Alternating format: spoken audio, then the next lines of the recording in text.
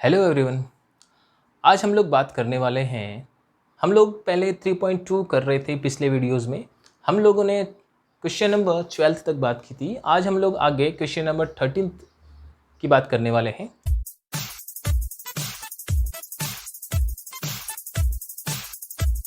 Question number 13 exam point of view से अच्छा question है। बोर्ड में भी कभी एक आध बार ये देखा गया है, ठीक है। कभी कभी ये क्वेश्चन ऐसा भी होता है जहां आपको एक्स और वाई दिखाई दे रहे हैं, वहाँ ए और बी भी लिखा हुआ मिल जाता है। इस क्वेश्चन में ये क्वेश्चन है तो काफ़ी इजी, ट्रिग्नोमेट्री थोड़ी सी यूज़ हो रही है, बट क्वेश्चन इजी है। इजी होने के बावजूद बहुत से स्टूडेंट्स इसमें कुछ गलतियाँ करते हैं। वो गलतियाँ भी हम लोग यहाँ डिस्कस करेंगे।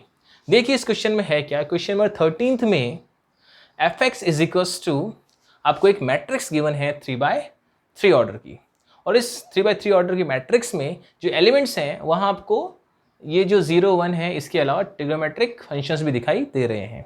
ये जिस तरह से एफ एक्स इक्वल्स टू ये आपको दिया हुआ है, इसका मतलब ये है कि जो भी चेंजेस यहाँ एक्स में मैं करूँगा वही चेंजेस यहाँ मैट्रिक्स में भी एक्स की जगह होंगे। कहने का मतलब यहाँ एक्स की जगह अगर मैं ए पुट करूँ तो यहाँ ए हो जाएगा, यहाँ अगर b पुट करता हूँ तो x की जगह b हो जाएगा, यहाँ y पुट करता हूँ तो यहाँ y हो जाएगा, यहाँ 1 पुट करता हूँ तो f1 क्या हो जाएगा, यहाँ 1 हो जाएगा, जैसा आप लोग फंक्शन में करते हैं। तो इसका ये मतलब है fx लिखने का। और हमें शो करना है, हमें प्रूव करना है fx into f y is equals to f x plus y, ये हमें प्रूव करना है।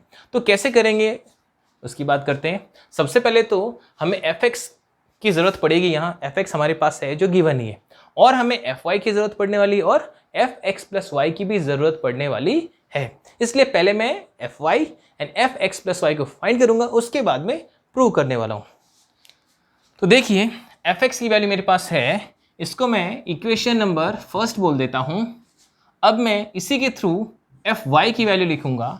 fy क्या हो सकता है, अभी मैंने बताया जो भी चेंजेस यहाँ x में होंगे वही चेंजेस आपको इस जगह x की जगह करने पड़ेंगे। मतलब मैं इस इक्वेशन में x को y से रिप्लेस कर रहा हूँ। तो x की जगह अगर y पुट करता हूँ तो यहाँ भी क्या चेंजेस हो जाएंगे, cos x बन जाएगा cos y, minus sin x बन जाएगा sin y, 0, यहाँ sin y cos y 0 0 0 1, इसको हम इक्वेशन नंबर सेकंड कहेंगे, ठीक है। इसकी हमें ज़रूरत पड़ेगी और हमें एफ एक्स प्लस वाई की भी ज़रूरत पड़ने वाली है, तो मैं पहले ही फाइंड करके रख लेता हूँ। मैं अब फाइंड करूँगा F x plus Y.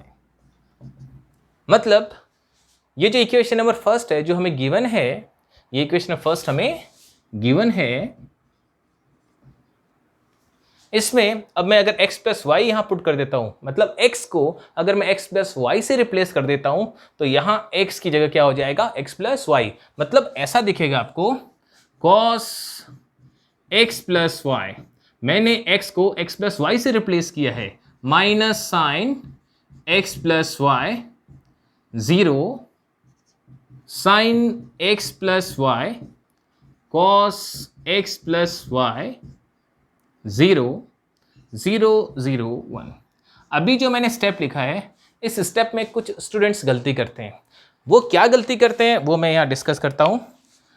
Students ये गलती करते हैं कि एफ एक्स प्लस वाई है, इसको वो लोग ऐसा लिख देते हैं F x plus F Y. मतलब F x plus Y find करने के लिए वो लोग एफ एक्स और एफ वाई को ऐड कर देते हैं, जो कि गलत है। ऐसा करने पर क्वेश्चन गलत हो जाएगा। एफ एक्स प्लस वाई का ये बिल्कुल भी मतलब नहीं है f x plus F y, ठीक है। आई बात समझ में। और वैसे आप यहाँ देख ही रहे हैं F x plus y f x into f y के इक्वल है, f x plus F y के इक्वल नहीं है। ऐसा तो तब हो सकता था जब ये f इन दोनों से मल्टीप्लाई हो जाता, बट यहाँ पे f का इन दोनों से मल्टीप्लीकेशन का रिलेशन नहीं है, ये रिप्रेजेंट कर रहा है इस मैट्रिक्स को, ठीक है। तो जो भी यहाँ x की जगह हम लोग रखेंगे वही वैल्यू यहाँ x में चेंजेस कर देगी। मतलब मैं x को x प्लस वाई से रिप्लेस करता हूँ तो यहाँ भी x प्लस वाई हो जाएगा, जैसा आप लोग फंक्शन में पढ़ते हैं।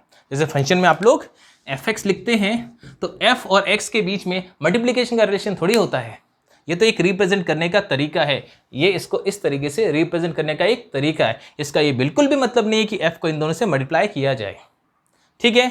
तो ऐसा लिखना, ऐसा समझना बिल्कुल ही गलत है। ये गलतियां स्टूडेंट्स एग्जाम में करते हैं। तो देखिए अब एफ एक्स प्लस वाई है, कैसे मैंने ये फाइंड किया, जो इक्वेशन फर्स्ट है उसी का यूज किया, x को x प्लस वाई से रिप्लेस कर दिया। अब देखिए आगे, इसको हम लोग इक्वेशन नंबर थर्ड कहेंगे। हमें 3 इक्वेशन मिल चुकी है, फर्स्ट तो गिवन ही थी, बाकी 2 इक्वेशन हमें एफ वाई और एफ एक्स प्लस वाई की वैल्यू मिल गई। अब जो प्रूव करना है उसकी बात करें, इसका हम लोग लेफ्ट हैंड साइड लेते हैं, इसका हम लोग लेंगे left hand side. Left hand side है इसका f x into f Y, मतलब मुझे एफ एक्स और एफ वाई को मल्टीप्लाई करना पड़ेगा।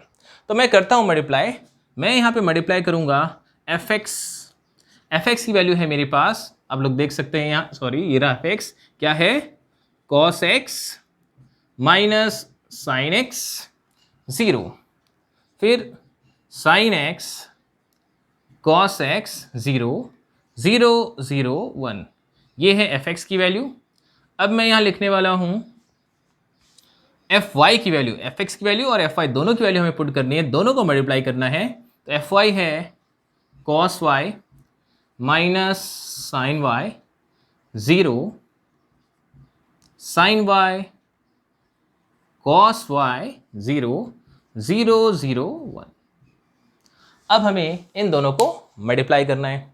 मल्टीप्लाई कैसे करते हैं ये आपको मैं बता चुका हूं, ठीक है, पुराने वीडियोस में, ठीक है, वो सब कुछ सीख कर ही आप लोग यहाँ तक पहुँचे हैं। तो देखिए हम इनको मल्टीप्लाई करते हैं। ये 3/3 ऑर्डर का एक मैट्रिक्स है, ये भी 3/3 ऑर्डर का एक मैट्रिक्स है। मल्टीप्लाई तो हो ही सकता है, क्योंकि मल्टीप्लिकेशन के लिए ज़रूरी है कि फर्स्ट मैट्रिक्स के तो नंबर ऑफ कॉलम्स जो कि हैं 3 और सेकेंड मैट्रिक्स के नंबर ऑफ रोज वो भी है 3 सेम हो। इसके तो कॉलम्स और इसके रोज सेम हो तभी मल्टीप्लाई हो सकते हैं, इनके सेम है इसलिए मल्टीप्लाई हो सकते हैं। मल्टीप्लाई करने के लिए आपको याद होगा, फर्स्ट रो को मैं पहले फर्स्ट कॉलम से करूंगा, फिर सेकंड कॉलम से करूंगा, फिर थर्ड कॉलम से मल्टीप्लाई करूंगा। मैंने आप लोगों को अपने वीडियो में इसकी ट्रिक भी बताई थी, लेकिन मुझे लगता है कि अब हम लोग उस स्टेज पे हैं कि मैं वहाँ इस ट्रिक को लिखूँ, ये ज़रूरी नहीं, आप लोग समझ जाएंगे। या लिख देता हूँ मैं, देखिए यहाँ पे इन दोनों को मल्टीप्लाई करने पर हमें 3/3 ऑर्डर की एक मैट्रिक्स मिलने वाली है। 3/3 ऑर्डर की मैट्रिक्स है तो हमें RC 9 टाइम्स यानी कि 3/3 ऑर्डर में लिखना होगा, जैसा मैंने अपने पुराने वीडियोस में डिस्कस किया है। फिर यहाँ पे लिखेंगे 1 1 1 2 1 3 2 1 2 2 2 3 3 1 3 2 3 3। याद आया होगा अब तो आपको। हमें क्या करना है, फर्स्ट रो को पहले फर्स्ट कॉलम से करना है, फिर सेकंड कॉलम से, फिर थर्ड कॉलम से मल्टीप्लाई करना है। तो फर्स्ट रो को फर्स्ट कॉलम से मल्टीप्लाई करेंगे तो हमें क्या मिलेगा, कॉस एक्स को कॉस वाई से मल्टीप्लाई करें तो मिलेगा कॉस एक्स कॉस वाई, फिर माइनस साइन एक्स को साइन वाई से करें तो minus sine x sine y हो जाएगा। 0 को 0 से मल्टीप्लाई करेंगे तो हो जाएगा +0। तो फर्स्ट रो को हमने फर्स्ट कॉलम से कर दिया, किस तरह से, कॉरेस्पॉन्डिंग एलिमेंट्स मल्टीप्लाई हुए हैं और सबको ऐड किया है, यही तो मैंने तरीका बताया है। फर्स्ट रो को हमने फर्स्ट कॉलम से कर दिया। अब हम लोग फर्स्ट रो को सेकंड कॉलम से मल्टीप्लाई करने वाले, कॉस एक्स को माइनस साइन वाई से करेंगे तो ये हो जाएगा minus cos x sine y, minus sine x को हम लोग कॉस वाई से करेंगे तो ये हो जाएगा minus sine x cos y, 0 को 0 से मल्टीप्लाई करेंगे तो ये हो जाएगा 0। ये फर्स्ट रो फर्स्ट कॉलम हो गया, ये फर्स्ट रो सेकंड कॉलम हो गया। अब हमें फर्स्ट रो को थर्ड कॉलम से करना पड़ेगा। First row first column, first row second column, अब फर्स्ट रो थर्ड कॉलम।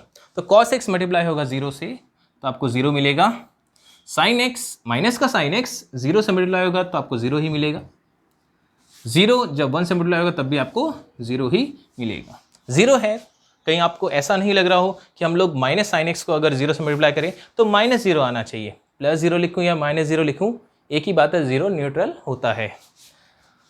अब आगे हम लोग फर्स्ट रो का काम तो यहाँ खत्म हो चुका है, फर्स्ट रो को से हमें जो भी करना था वो हम कर चुके हैं। अब सेकंड रो की बात करते हैं। सेकंड रो को लूँगा, इसकी भी सेकंड रो स्टार्ट हो चुकी है।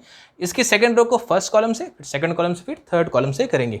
तो फर्स्ट रो को अगर हम लोग सेकेंड रो को फर्स्ट कॉलम से करते हैं, तो sine X into cos Y क्या हो जाएगा, sine X into cos Y, फिर plus cos x sine Y plus 0। जब मैंने सेकेंड रो को फर्स्ट कॉलम से किया तो साइन एक्स को कॉस वाई से किया, फिर कॉस एक्स को साइन वाई से किया और 0 इंटू 0 हो गया। अब सेकेंड रो को सेकेंड कॉलम से करो, साइन एक्स को माइनस साइन वाई से करो, minus sine x sine y. अब कॉस एक्स को कॉस वाई से करो, कॉस एक्स कॉस वाई, फिर 0 को 0 से मल्टीप्लाई करें तो हो जाएगा 0। अब हमें सेकेंड रो को थर्ड कॉलम से करना है, साइन एक्स 0 से मल्टीप्लाई होगा तो 0 हो जाएगा, कॉस एक्स 0 से होगा तो 0 हो जाएगा, और 0 1 से मल्टीप्लाई होगा तो हो जाएगा 0। ठीक है, क्लियर है ये। तो सेकेंड रो से भी जो हमें करना था वो काम हमने कर दिया। अब हमें बात करनी है थर्ड रो की। थर्ड रो से क्या कर सकता हूँ, थर्ड रो को फर्स्ट कॉलम के साथ, फिर सेकेंड कॉलम के साथ, फिर थर्ड कॉलम के साथ मल्टीप्लाई करना है। तो थर्ड रो फर्स्ट कॉलम, 0 को इस कॉस वाई से मल्टीप्लाई किया 0 ही आएगा, फिर 0 को साइन वाई से किया तब भी 0 आएगा, 1 को 0 से किया तब भी 0 आएगा। ठीक है, मल्टीप्लाई करने पर।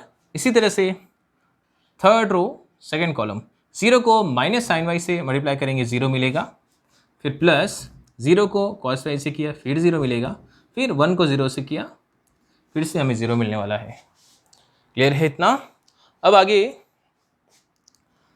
थर्ड रो को हमें थर्ड कॉलम से करना है, 0 इंटू 0 0, फिर प्लस 0 इंटू 0 0 हो जाएगा, फिर 1 इंटू 1 1 हो जाएगा। ठीक है, यहाँ तक कोई प्रॉब्लम नहीं होगी। मल्टीप्लिकेशन में आपको सिखाया है बहुत ही अच्छी तरह से। ठीक है, अब आगे देखिए, यहाँ पे कुछ फॉर्मूले बनने वाले हैं। देखिए, ट्रिग्नोमेट्री में आप लोगों ने पढ़ा है, ये एक फॉर्मूला है cos x cos y minus sine x sine y. ये ट्रिग्नोमेट्री का एक फॉर्मूला है, cos x cos y minus sine x sine y. ठीक है, तो ये एक फॉर्मूला है cos x x plus y का। cos x cos y minus sine x sine y cos x plus y का फॉर्मूला है, जो 11th क्लास में आपने पढ़ा है, अब तक तो याद हो गया होगा। ठीक है, इसकी बात करें, 0 का तो कोई मतलब नहीं है, minus cos x sine Y और minus sine x cos Y. अब ध्यान से देखिए, अभी जो मैं स्टेप लिखने जा रहा हूँ, अगर मैं इसको ब्रैकेट में लिखता हूँ, ध्यान से देखिए, 0 का तो कोई मतलब नहीं है यहाँ, अगर मैं यहाँ ब्रैकेट बना देता हूँ तो ये जो नेगेटिव चीज़ है ये हो जाएगी पॉजिटिव, होगी ऐसी। तो अब एक फॉर्मूला बनता है यहाँ, माइनस तो ये बाहर रहेगा, देखिए ध्यान से, यहाँ पर एक फॉर्मूला बनेगा, ये एक फॉर्मूला बन गया है साइन एक्स कॉस वाई, और प्लस तो है ही साइन एक्स कॉस वाई, और ये cos x sine Y plus का ही तो है, मतलब sine a cos b plus cos a sine b, sine a cos b plus cos a sine b एक फॉर्मूला होता है। क्या होता है, साइन ए प्लस बी। वैसे ही sine x cos Y plus cos x sine Y formula बन गया है sine X plus Y, formula है। माइनस हमने कॉमन ले लिया, अंदर जो बचा वो एक फॉर्मूला है ट्रिग्नोमेट्री का। 0 प्लस 0 प्लस 0 0 ही होता है या ट्रिपल 0 होता है, 0 ही होगा, तो ये हो जाएगा 0। मजाक कर रहा था मैं। ठीक है, अब यहां देखिए, 0 plus 0 plus 0 sine x cos Y plus cos x sine y, तो यहां भी एक फॉर्मूला बन रहा है sine x cos Y plus cos x sine y. ये भी एक फॉर्मूला है, किसका फॉर्मूला है, साइन एक्स प्लस वाई का, वही फॉर्मूला जो हमने यहाँ भी यूज़ किया है, सेम फॉर्मूला यहाँ बन रहा है, बट यहाँ पे माइनस कॉमन नहीं लेना पड़ा। यहाँ पे भी एक फॉर्मूला बन रहा है, पहले इसको देखिए, cos x cos y minus sine x sine y, cos x cos y minus sine x sine y, ये फॉर्मूला है कॉस एक्स प्लस वाई का। कॉस ए प्लस बी आप लोग फॉर्मूला पढ़ते थे, cos a cos b minus sine a sine b, ये वही formula है। तो ये हो जाएगा कॉस एक्स प्लस वाई। इसी तरह से ये 0 प्लस 0 प्लस 0 0, यहाँ पर भी 0 प्लस 0 प्लस 0 हो जाएगा 0, 0 प्लस 0 प्लस 0 हो जाएगा 0, और 0 प्लस 0 प्लस 1 क्या हो जाएगा 1।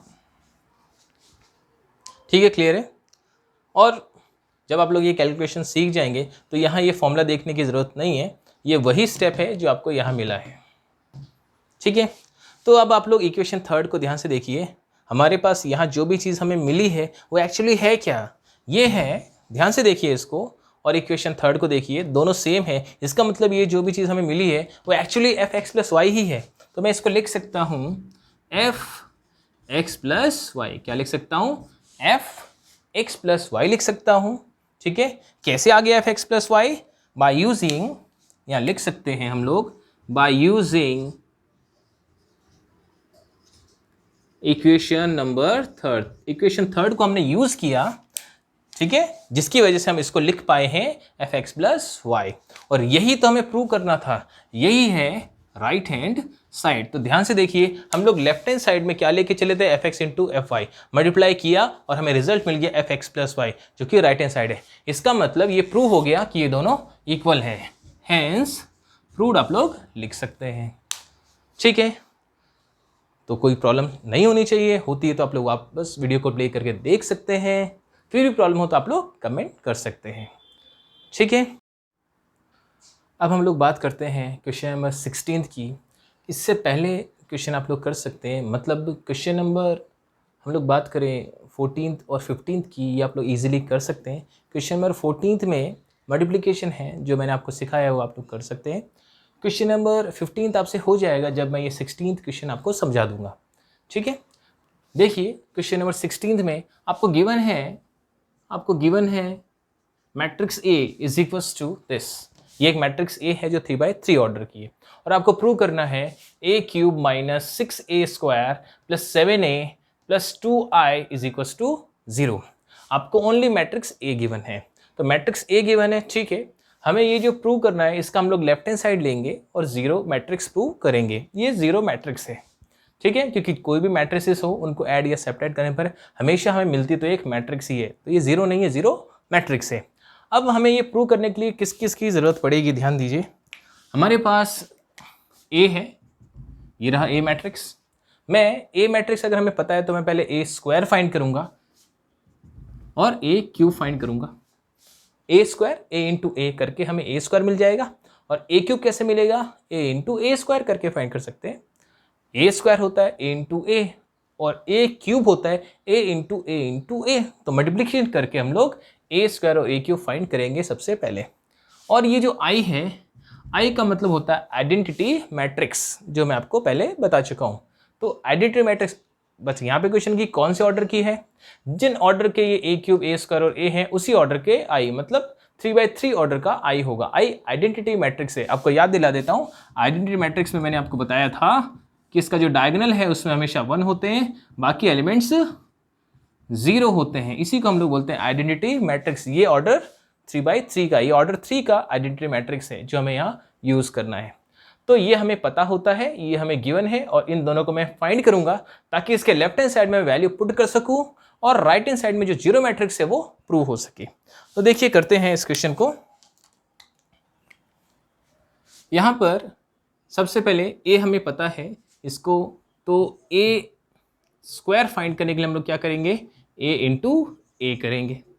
तो मैट्रिक्स ए हमारे पास क्या है, 1 0 2 0 2 1 2 0 3 है। इसी तरह वापस ए की वैल्यू पुट कर रहा हूँ क्योंकि मुझे ए इंटू ए करना है, तो क्या हो जाएगा 1 0 2 0 2 1 2 0 3। अब मैं मैट्रिक्स ए को मैट्रिक्स ए से मल्टीप्लाई करने वाला हूँ, और मल्टीप्लिकेशन का वही तरीका है, ठीक है, कितने बार हम लोग डिस्कस कर चुके हैं, तो अभी थोड़ा सा फास्ट करेंगे हम लोग।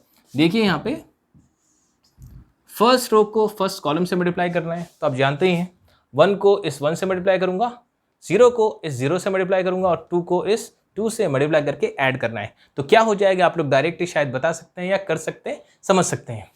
तो 1 1 सा 1, फिर प्लस 0 और प्लस 4, 1 1 सा 1, फिर प्लस 0 इंटू 0 0, फिर प्लस 2 2 सा 4, तो 1 प्लस 0 प्लस 4, 1 प्लस 0 प्लस 4 हो जाएगा 5। अब डायरेक्ट एग्जाम में भी जिस तरीके से मैं कर रहा हूँ आप लोग कर सकते हैं। अभी तक हमने मल्टीप्लिकेशन के बहुत से क्वेश्चन डिस्कस कर लिए हैं, इसलिए मैं यहाँ डायरेक्ट लिख रहा हूँ। अब तो फर्स्ट रो को फर्स्ट कॉलम से मल्टीप्लाई करेंगे तो हमें क्या मिलेगा रिजल्ट 5। कैसे? कॉरस्पॉन्डिंग एलिमेंट्स को मल्टीप्लाई करना है, 1 को 1 से, 0 को 0 से, 2 को 2 से मल्टीप्लाई करके ऐड करेंगे तो हमें 5 मिल जाएगा। तो फर्स्ट रो फर्स्ट कॉलम वाला तो काम हो गया। अब फर्स्ट रो को सेकंड कॉलम से मल्टीप्लाई करना है। तो फर्स्ट रो को अगर सेकंड कॉलम से मल्टीप्लाई करेंगे तो क्या हो जाएगा, 1 इंटू 0 0 हो जाएगा, फिर प्लस 0 इंटू 2 भी 0 हो जाएगा, प्लस 2 इंटू 0 करेंगे तब भी 0 हो जाएगा। मतलब अगर फर्स्ट रो को सेकंड कॉलम से करते हैं मल्टीप्लाई तो हमें रिजल्ट मिलता है 0। आई बात समझ में? इसी तरह से अब फर्स्ट रो को थर्ड कॉलम से करना है तो 1 इंटू 2 हो जाएगा 2, फिर प्लस 0 प्लस 6, तो 2 प्लस 0 प्लस 6 ये हो जाएगा 8। कोई कंफ्यूजन है मैंने कैसे किया, ये बात तो आपको समझ में आ गई होगी। ये 5 मिला है फर्स्ट रो फर्स्ट कॉलम से, 0 मिला है फर्स्ट रो सेकंड कॉलम से और 8 मिला है फर्स्ट रो थर्ड कॉलम से। हाँ, अगर आप में से कोई ये वीडियो, ये जो हमारा पार्ट 6 है मैट्रिक्स का, ये फर्स्ट टाइम अगर देख रहे हैं तो उनको थोड़ा समझ में आने में प्रॉब्लम होगी, क्योंकि आप लोग पहले वाले वीडियो देखेंगे तो समझ में आएगा जिसमें मैंने मैट्रिक्स का मल्टीप्लिकेशन समझाया है। ठीक है, तो देखिए, तो जो भी पहली बार देख रहा है वो मेरे इससे पहले वाले वीडियोस देखें, ये क्वेश्चन एकदम अच्छी तरह से क्लियर हो जाएगा। देखिए, अब मैंने first row first column, first row second column, first row third column कर दिया। अब हम लोग सेकंड रो को लेते हैं, second row first column, second row first column करते हैं 0 प्लस 0 प्लस 2, 0 को 1 से 0, 2 को 0 से 0, फिर 1 को 2 से करेंगे तो 2, तो 0 प्लस 0 प्लस 2 आपको मिलेगा रिजल्ट 2। ठीक है, इसी तरह से सेकेंड रो सेकेंड कॉलम करेंगे तो 0 इंटू 0 0, फिर प्लस 2 इंटू 2 4, फिर प्लस 1 इंटू 0 0, तो आपको रिजल्ट मिलने वाला है 4। इसी तरीके से सेकेंड रो को अगर थर्ड कॉलम से करते हैं तो 0 प्लस 2 प्लस 3, तो आपको मिलेगा 5। तो ये भी हो गया। अब इसी तरह से थर्ड रो को फर्स्ट कॉलम से, फिर सेकंड कॉलम से, फिर थर्ड कॉलम से करना, तो हमें क्या मिलेगा, 2 1 2, फिर प्लस 0, फिर प्लस 6, तो ये हो जाएगा 8। तो ये हो गया थर्ड रो फर्स्ट कॉलम। अब थर्ड रो सेकंड कॉलम को करेंगे तो 2 इंटू 0 0, प्लस 0 और प्लस 0, तो हमें मिलेगा यहाँ 0। अब थर्ड रो को थर्ड कॉलम से करना है, 2 2 हो जाएगा 4, 0 इंटू 1 हो जाएगा 0 और 3 3 हो जाएगा 9, तो 4 प्लस 0 प्लस 9 ये हो जाएगा 13। ठीक है, तो ये हमने यहाँ पे ए स्क्वायर को फाइंड कर लिया। ठीक है, अब ए स्क्वायर हमने फाइंड कर लिया है। अब हम बात करते हैं ए क्यूब की। तो ए क्यूब हमें चाहिए, ए इंटू ए होता है, तो हम लोग ऐसा भी कर सकते हैं, ए इंटू ए स्क्वायर कर देते हैं। ए इंटू ए स्क्वायर भी ए क्यूब ही होता है। तो ए इंटू ए स्क्वायर करेंगे, ए की वैल्यू हमारे पास क्या है आप लोग जानते हैं, ये ऊपर लिखा हुआ है 102 021 203, और ए स्क्वायर की वैल्यू हमारे पास क्या है 508 245 8013। अब हम लोग इसको मल्टीप्लाई करेंगे, वैसे ही मल्टीप्लाई करेंगे जैसा मैंने आपसे डिस्कस किया था पहले, जैसा मैंने आपको सिखाया है। देखिए, थोड़ा फास्ट करेंगे अभी भी। First row first column, first row first column, first row को फर्स्ट कॉलम से करेंगे, 1 5 5 प्लस 0 प्लस 16, 2 8 16, तो 5 प्लस 0 प्लस 16, 5 प्लस 0 प्लस 16 करेंगे तो हमें रिजल्ट मिलेगा 21। ये हो गया फर्स्ट रो फर्स्ट कॉलम। अब फर्स्ट रो को सेकंड कॉलम से करते हैं। फर्स्ट रो को अगर हम लोग सेकंड कॉलम से करते हैं तो 0 प्लस 0 प्लस 0 आपको क्या मिल जाएगा, 0 मिल जाएगा। इसी तरह से फर्स्ट रो को थर्ड कॉलम से करेंगे तो 8 प्लस 0 प्लस 2 इंटू 13 26, 1 को 8 से मल्टीप्लाई किया, 8 प्लस 0 प्लस 26, तो 8 प्लस 0 प्लस 26 हमें क्या मिलेगा, 34 मिलेगा। क्लियर है ये? ठीक है, तो हमने first row first column, first row second column, first row third column से ये हमें मिल गया। अब बात करते हैं सेकेंड रो की, तो सेकेंड रो को फर्स्ट कॉलम से करेंगे, सेकेंड रो को फर्स्ट कॉलम से करेंगे, 0 into 5 0 plus 4 plus 8, 0 plus 4 plus 8, तो 0 प्लस 4 प्लस 8 हम लोग करेंगे तो हमें क्या मिल जाएगा, 0 प्लस 4 प्लस 8, ये हमें मिलेगा 12। कोई कंफ्यूजन इसमें नहीं हुई, कोई कंफ्यूजन? इसी तरह से सेकेंड रो को सेकेंड कॉलम से करेंगे, 0 प्लस 8 प्लस 0, ये हो जाएगा 8। ठीक है, अब सेकेंड रो को थर्ड कॉलम से करेंगे, 0 प्लस 10 प्लस 13, 0 प्लस 10 प्लस 13, ये हो जाएगा 23। ठीक है, तो मैंने सेकेंड रो को लिया, उसको फर्स्ट कॉलम से भी किया, सेकेंड कॉलम से किया और थर्ड कॉलम से किया। अब हम लोग थर्ड रो को लेते हैं, थर्ड रो को फर्स्ट कॉलम से, फिर सेकेंड कॉलम से और फिर थर्ड कॉलम से करेंगे। तो ये थर्ड रो फर्स्ट कॉलम से करते हैं तो क्या मिलेगा, 2 5 ज़ा 10, फिर प्लस 0 और फिर 3 8 ज़ा 24, तो 10 प्लस 0 प्लस 24, ये हो जाएगा 34। ठीक है, यहाँ तक कोई प्रॉब्लम नहीं होनी चाहिए। फिर थर्ड रो को सेकेंड कॉलम से भी कर देते हैं, third row second column, 0 plus 0 plus 0, 0 मिलेगा हमें।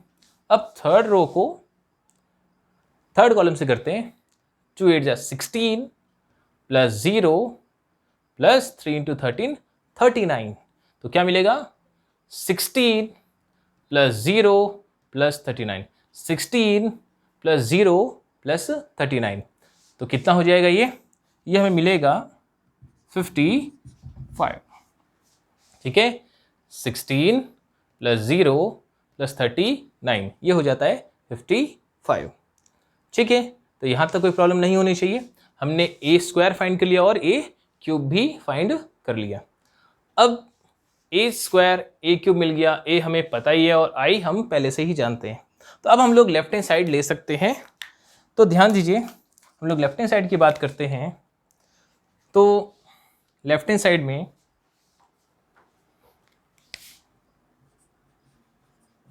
हमारे पास है A cube minus 6a square plus 7a plus 2i।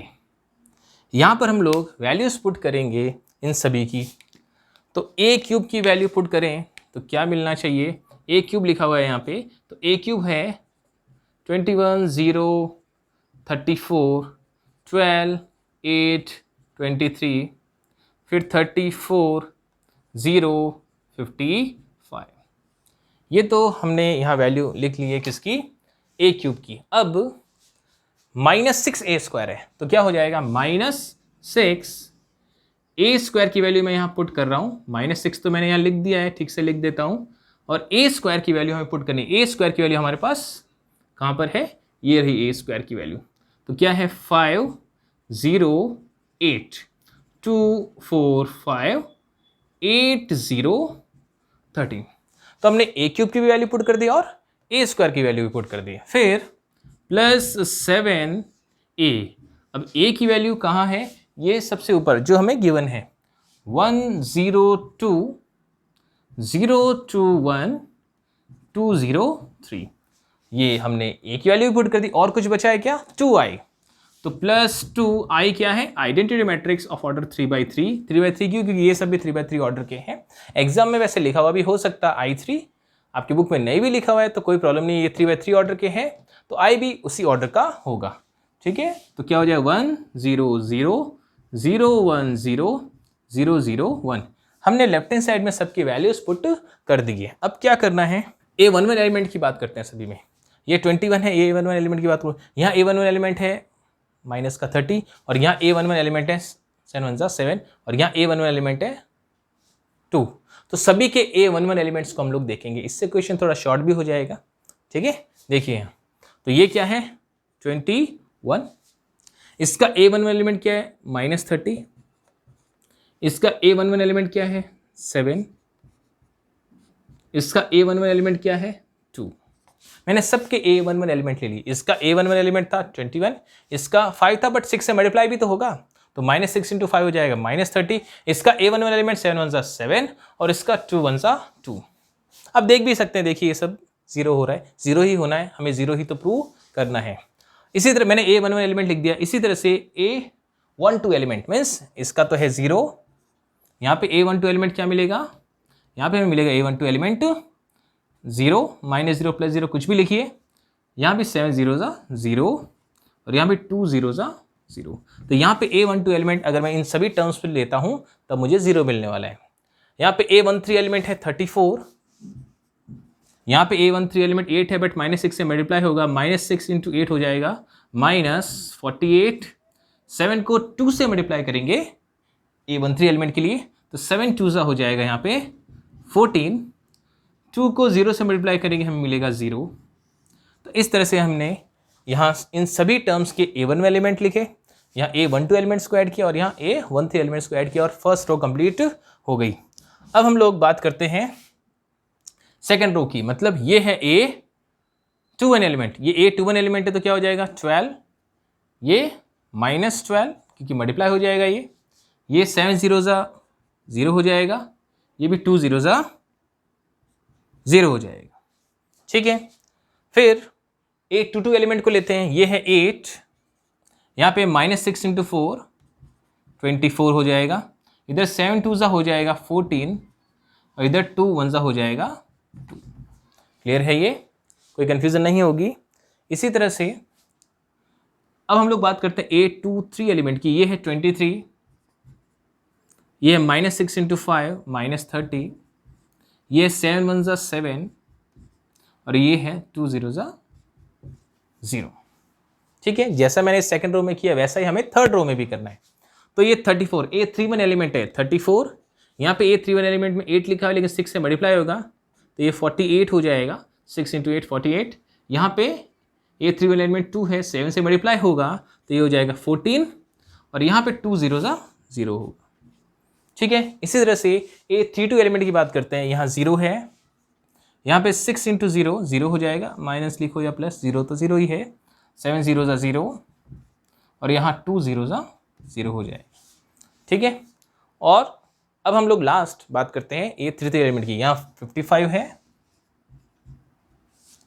यहाँ पर 13 है बट -6 से मल्टीप्लाई होगा, -6 को अगर हम लोग 13 से मल्टीप्लाई करते हैं तो हमें मिलता है -78। ठीक है, -6 × 13 -78 मिलेगा, 7 × 3 3 7 21 मिलेगा हमें और 2 1 हमें मिलेगा 2। ठीक है, अब तो आपको पता चलिए गया होगा कि हमें रिजल्ट मिल गया है। इन सभी को ध्यान से देखिए, 21 -30 +7 +2 ये 0 ही हो रहा है, माइनस का 30 है और ये जो पॉजिटिव दिख रहे हैं 21 + 7 + 2 ये 30 तो हो रहा है, 21 + 7 + 2 30 पॉजिटिव और ये माइनस का 30 ये हो जाएगा 0, ये सब तो 0 ही है। यहाँ पर माइनस का 48 बट पॉजिटिव क्या है 34 + 14 48 हो जाता है और ये -48 ये भी हो जाएगा 0। इसी तरह से सारी टर्म्स 0 हो रही है, ये भी 0 हो गया, +12 -12 0 हो जाएगा, बाकी सब तो 0 है ही। यहाँ भी माइनस का 24 है बट प्लस का क्या है 8 + 14 + 2 ये होता है प्लस का 24 और ये है माइनस का 24 तो 0 हो जाएगा। माइनस का 30 है और ये प्लस का 30 भी है हमारे पास, 23 + 7 प्लस का ही तो 30 है, प्लस का 30 और ये माइनस का 30 ये भी हो जाएगा 0। ठीक है, यहाँ भी हमें 0 ही मिलना है, 34 - 48 + 14 ये 0 ही होता है, आप कैलकुलेशन कर सकते हैं प्लस माइनस, तो ये भी 0 है। और यहाँ भी 55 - 78 + 21 + 2 0 होता है, ये माइनस का 78 है और पॉजिटिव क्या है 55 + 21 + 2 ये सब पॉजिटिव है, इनको ऐड करते हैं 55 + 21 + 2 को ऐड करते हैं तो प्लस का 78 मिलेगा और ये माइनस का 78 भी है, तो प्लस का 78 एंड माइनस का 78 हो जाएगा 0। तो ये हमें एक 0 मैट्रिक्स मिल गया। हमने लेफ्ट हैंड साइड में लिया था a³ - 6a² + 7a + 2i और इसकी वैल्यू हमें 0 मिल गई, मीन्स यही तो है right hand side, hence prove. तो हमने प्रूव कर दिया कि ये दोनों इक्वल होते हैं। तो इस तरीके से आप इस क्वेश्चन को कर सकते हैं और इसी तरह से आप लोग इससे पहले वाले क्वेश्चंस भी आपसे हो सकते हैं। ठीक है, तो अब हम लोग बात करते हैं क्वेश्चन नंबर 17 की। 17 क्वेश्चन भी इजी क्वेश्चन है, ये आप लोगों को ट्राई करना है, मैं इसकी थोड़ी हिंट दूंगा आपको। देखिए क्वेश्चन नंबर जो 17 है 3.2 का, आपको मैट्रिक्स A गिवन है, मैट्रिक्स I गिवन है, I नहीं भी गिवन होती तो भी आप क्वेश्चन कर सकते थे और ये भी दिया हुआ है ए स्क्वायर इज इक्वल्स टू के ए माइनस 2i। ये सब कुछ आपको गिवन है, आपको तो के की वैल्यू फाइंड करनी है, आपको के की वैल्यू फाइंड करनी है। तो के की वैल्यू फाइंड करने के लिए आपको क्या करना है, मैं थोड़ा हिंट देता हूँ, आप लोग ट्राई करेंगे। देखिए जैसा मैंने इससे पहले वाले क्वेश्चन में ए गिवन था, मैंने ए स्क्वायर ए क्यू फाइंड किया, तो यहाँ भी हमें देखना की जरूरत क्या क्या है। ए तो हमारे पास है, आई भी है, देखिए ए हमारे पास है, आई भी हमारे पास है, ए स्क्वायर हमारे पास नहीं है। तो सबसे पहले हम लोग ए स्क्वायर फाइंड करेंगे। ए स्क्वायर का मतलब हुआ ए इंटू ए, तो ए स्क्वायर आप लोग फाइंड कर सकते हैं इजीली। 3 - 2 4 -2 को किससे मल्टीप्लाई करना है, इसी से मल्टीप्लाई करना है। 3 - 2 4 एंड -2, जो भी रिजल्ट मिलता है आप लोग फाइंड करेंगे। ये ए स्क्वायर की वैल्यू मिल जाएगी, बस इतना ही। अब ये जो गिवन है ए स्क्वायर माइनस के ए सॉरी इक्वल्स टू के ए माइनस 2i, ये जो गिवन है इसमें आपको ए स्क्वायर की वैल्यू पुट करनी है। यहाँ आप लोग ए स्क्वायर की वैल्यू पुट करेंगे, यहाँ पर ए की वैल्यू पुट करेंगे जो आपके पास है, यहाँ आई की वैल्यू पुट करेंगे। इन सभी की जब आप वैल्यू पुट कर देंगे, मतलब यहाँ आप ए स्क्वायर की जो भी वैल्यू आती है वो पुट करेंगे, यहाँ जो भी ए की वैल्यू आती है वो पुट करेंगे, -2 यहाँ जो भी आई है वो पुट करेंगे। आपको वैल्यू फाइंड करनी है इस के की। अब ये क्वेश्चन उसी तरह का हो गया जैसा हमने पहले इक्वलिटी ऑफ मैट्रिसेस के क्वेश्चंस किए हैं। के को अंदर मल्टीप्लाई कर दो, 2 को अंदर मल्टीप्लाई कर दो, सब्ट्रैक्ट करना है जो भी रिजल्ट मिलता है, और कंपेयर करके आपको के की वैल्यू फाइंड करनी है। ऐसा हमने बहुत से क्वेश्चन किए हैं जिसमें हमने एक्स वाई जेड फाइंड किया हुआ है, डब्ल्यू फाइंड किया हुआ है, ऐसा हमने क्वेश्चन बहुत से क्वेश्चन किए हैं। ठीक है, बात करते हैं क्वेश्चन नंबर 18 एक्सरसाइज 3.2 का, जिसमें हमें मैट्रिक्स ए गिवन है 2/2 ऑर्डर की एक मैट्रिक्स है ए, जिसमें 0 -10 α/2 10 α/2 एंड 0 है। आई एक आइडेंटिटी मैट्रिक्स है जो क्या होती है 2/2 ऑर्डर की मैट्रिक्स है, ये हमें गिवन है क्वेश्चन में, ये आइडेंटिटी मैट्रिक्स है। ये दोनों चीज़ें हमें पता है और हमें प्रूव करना है I plus A is equals to I minus A, और साथ में मल्टीप्लिकेशन एक मैट्रिक्स है जिसमें cos alpha minus sine alpha cos alpha लिखा हुआ है। बहुत ही अच्छा क्वेश्चन है ये, जिसको अभी हम लोग डिस्कस करने वाले हैं। बहुत ही ध्यान से समझने की ज़रूरत है। वैसे कई मेथड हैं इसके, जिनमें से एक मेथड हम लोग यहाँ डिस्कस करने वाले हैं। ध्यान दीजिए, यहाँ पे हम लोग यहाँ पे लेफ्ट हैंड साइड की सबसे पहले बात करते हैं। लेफ्ट हैंड साइड में आई प्लस ए गिवन है। सबसे पहले हम लोग लेफ्ट हैंड साइड लेंगे। जो इसका लेफ्ट हैंड साइड है वो है I plus A. Left hand side है आई प्लस ए। यहाँ पे हम आई और ए दोनों की वैल्यूज़ पुट करेंगे। तो आई की वैल्यू हमारे पास है 1 0 0 1, और ए की वैल्यू हमारे पास है, ए की वैल्यू ये रही जो हम पुट कर देंगे, तो हमें मिलेगा 0 -10 α/2 10 α/2, और ये है 0। हमने कुछ नहीं किया, ये सब कुछ तो गिवन ही है, ए और आई की वैल्यू गिवन है। ये प्रूव करना मैंने ये लिखा है। क्वेश्चन यहाँ से स्टार्ट हो रहा है, left hand side I plus A है, आई और ए की वैल्यू पुट की है, बीच में प्लस है, तो हमें दोनों को ऐड करना पड़ेगा। आप लोग जानते हैं ऐड करने के लिए कॉरस्पॉन्डिंग एलिमेंट्स ऐड होते हैं, ये अभी तक आप सीख चुके हैं। A11 एलिमेंट से ही ऐड होगा, तो 1 + 0 हो जाएगा 1, 0 प्लस -10 α/2 ये हो जाएगा माइनस का 10 α/2। फिर 0 प्लस 10 α/2 की बात करते हैं, तो ये हमें मिलेगा 10 α/2। ठीक है, 1 + 0 करेंगे तो हमें मिलेगा 1। तो ये हमें लेफ्ट हैंड साइड मिल चुकी है। ठीक है, लेफ्ट हैंड साइड को हमने थोड़ा सिंप्लीफाई किया तो हमें ये चीज़ मिली। अब हम लोग राइट हैंड साइड को भी लेंगे, उसको भी सिंप्लीफाई करेंगे, और लेफ्ट हैंड साइड और राइट हैंड साइड इक्वल हमें मिलने चाहिए। तो हम लोग अब इसको यहीं छोड़ते हैं। अब राइट हैंड साइड की बात करते हैं। राइट हैंड साइड में हमें दिया हुआ है आई माइनस ए इंटू एक मैट्रिक्स गिवन है जिसमें है cos alpha minus sine alpha और ये है कॉस अल्फ़ा। ठीक है, ये तो मैंने राइट हैंड साइड लिखा है, अभी कोई वैल्यू नहीं पुट की है। अब मैं यहाँ पे वैल्यू पुट करने वाला हूँ आई माइनस ए। आई आप लोग जानते ही क्या है, आई क्या है 1 0 0 1। माइनस, अब ए की बात करते हैं। ए आप लोग जानते हैं हमारे पास क्या है, 1, ये हमारे पास है 0, sorry 0 minus 10 alpha by 2, 10 alpha by 2 और यहाँ है 0। तो ये तो हो गया आई माइनस है, इन दोनों को हमें करना है क्या, बीच में क्या है माइनस, सब्ट्रैक्ट करना है इसमें से इसको। और साथ में है हमारे पास cos alpha minus sine alpha, sine alpha cos alpha. ठीक है, आई में से हम लोग इसको ए को माइनस करते हैं, हमें क्या मिलेगा देखिए, 1 में से माइनस 0 करते हैं, हमें 1 ही मिलने वाला है। 0 में से माइनस 10 अल्फ़ा बाई 2, मतलब माइनस 2 बार है, मल्टीप्लाई होकर हमें प्लस मिलेगा, तो यहाँ हो जाएगा 10 अल्फ़ा बाई 2। इसी तरह से 0 माइनस 10 अल्फ़ा बाई 2 हो जाएगा माइनस 10 अल्फ़ा बाई 2, और 1 माइनस 0 हो जाएगा 1। तो ये हमें आई माइनस ए मिल गया। साथ में जो हमारे पास मल्टीप्लिकेशन है मैं उसको भी लिखूंगा, लेकिन एक बात याद कीजिए, आप लोगों ने 11th क्लास में कुछ फॉर्मूले पढ़े हैं, हाफ एंगल फॉर्मूले, इन सभी में हमें वही फॉर्मूले यूज़ करने हैं। इसका एक रीज़न भी है, क्योंकि हमें जो प्रूव करना है लेफ्ट हैंड साइड में जो हमें प्रूव करना है, इसमें 1 तो हमें दिखाई दे रहे हैं, उसके अलावा 10 अल्फ़ा बाई 2 दिखाई दे रहा है। और जो हमने जो राइट हैंड साइड लिया है उसमें हमारे पास 10 अल्फ़ा बाई 2 यहाँ पे है, बट यहाँ पे कॉस और साइन, इसमें 10 अल्फ़ा बाई 2 नहीं है। तो हमें ये फॉर्मूले लगाने पड़ेंगे जो मैं यहाँ लिख रहा हूँ। ध्यान से देखिए, आप लोगों ने ये फॉर्मूले पढ़े हुए हैं।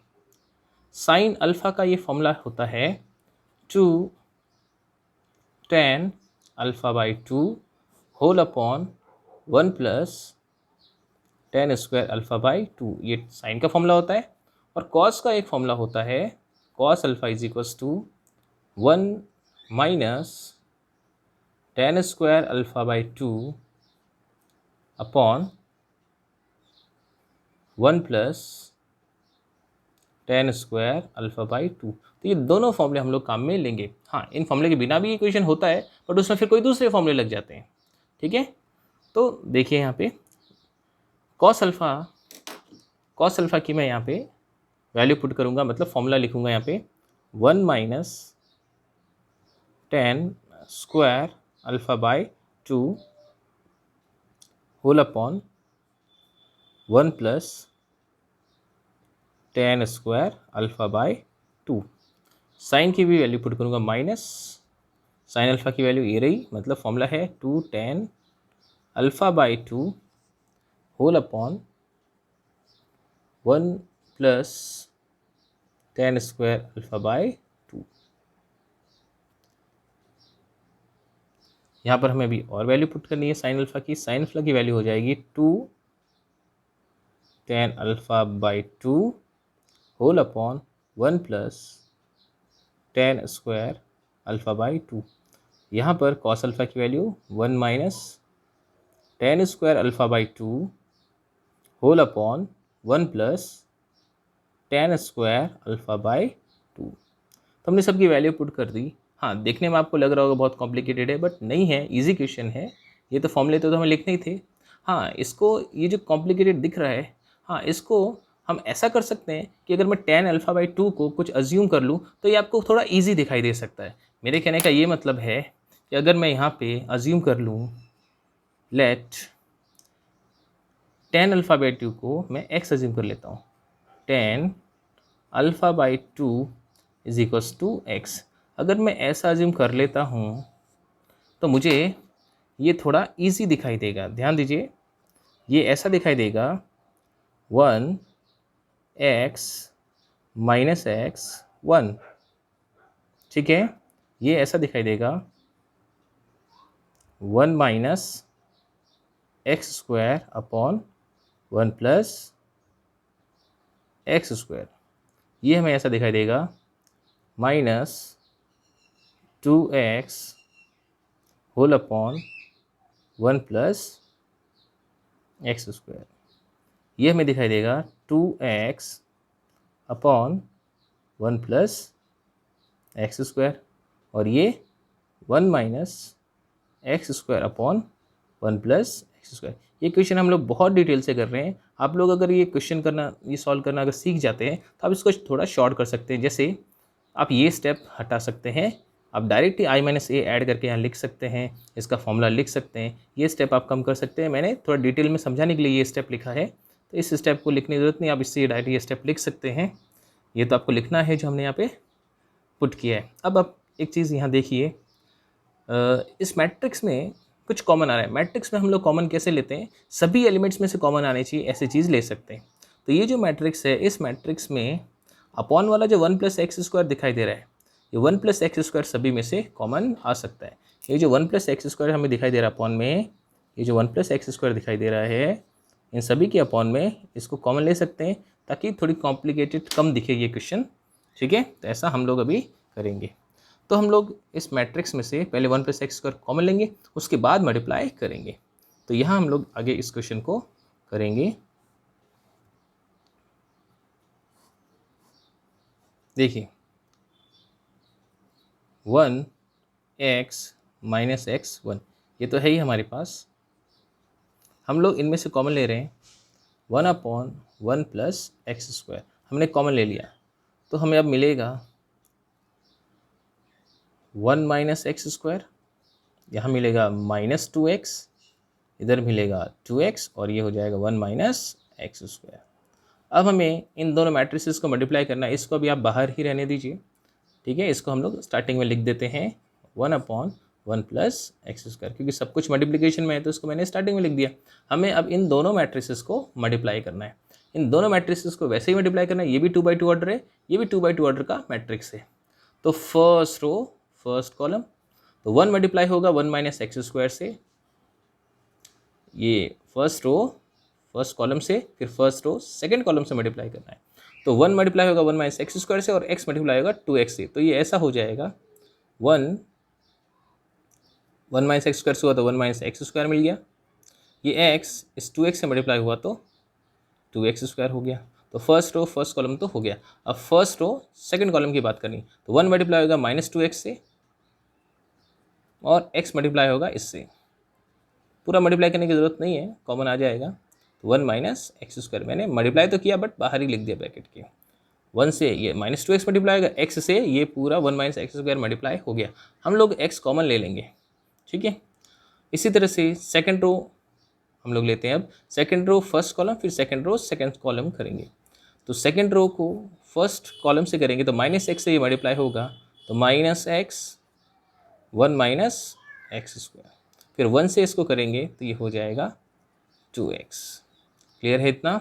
अब सेकंड रो को सेकंड कॉलम से अगर हम लोग करें तो -x से ये -2x मल्टीप्लाई होगा, तो क्या होगा 2x²।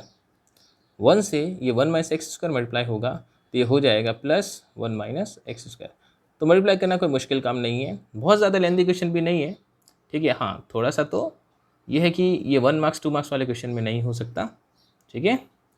ये लॉन्ग आंसर टाइप क्वेश्चन में है, तो थोड़ा तो हमें करना ही पड़ेगा। ये स्टेप हम लोग कम ज़रूर कर सकते हैं, ठीक है। अब देखिए 1/1 + x² हम लोग यही रहने देते हैं। अब कैलकुलेशन करनी है, यहाँ देखिए 1 तो ठीक है, -x² + 2x, -x² + 2x² ये हो जाएगा 1 + x²। इसी तरह यहाँ पे अगर ये x कॉमन ले लिया जाए, मैं यहाँ करके बताता हूँ, अगर ये x कॉमन ले लिया जाए, थोड़ा रफ वर्क करके बताता हूँ। यहाँ सामने देखिए, यहाँ पे मैं रफ वर्क करूँगा। अगर मैं x को कॉमन ले लेता हूँ दोनों में से, इसी स्टेप की बात कर रहा हूँ, अगर मैं x को कॉमन ले लेता हूँ तो मैं यहाँ रफ वर्क कर रहा हूँ। x अगर कॉमन ले लिया जाए तो अंदर हमें क्या मिलेगा, -2 मिलेगा, ठीक है। और यहाँ मिलेगा 1 - x² + 1 - x²। x कॉमन लेने के बाद ये मुझे मिलने वाला है, ठीक है। इसी का मैंने कैलकुलेशन यहाँ किया है।